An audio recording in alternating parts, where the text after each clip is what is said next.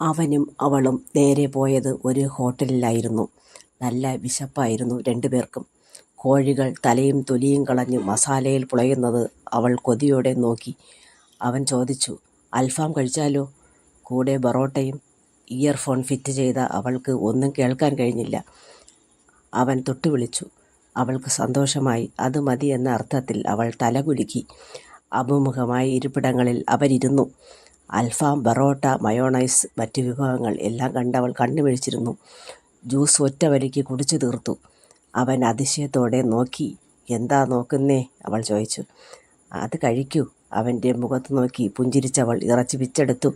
Mayonnaise ചേർത്തു ആസ്വദിച്ചു കഴിച്ചു. അവൻ പ്രതീക്ഷയോടെ അവളെ നോക്കി. അവൾ ഒരു പ്രാവശ്യം പോലും അവനെ നോക്കാതെ ആഹാരം സ്നേഹമോടെ തിന്നുകൊണ്ടിരുന്നു. അവൻ ഒരു പീസ് മയോണൈസിൽ ചാലിച്ചെടുത്ത് അവൾക്ക് നേരെ നീട്ടിക്കൊണ്ട് പറഞ്ഞു, ഇതാ കഴിച്ചേ.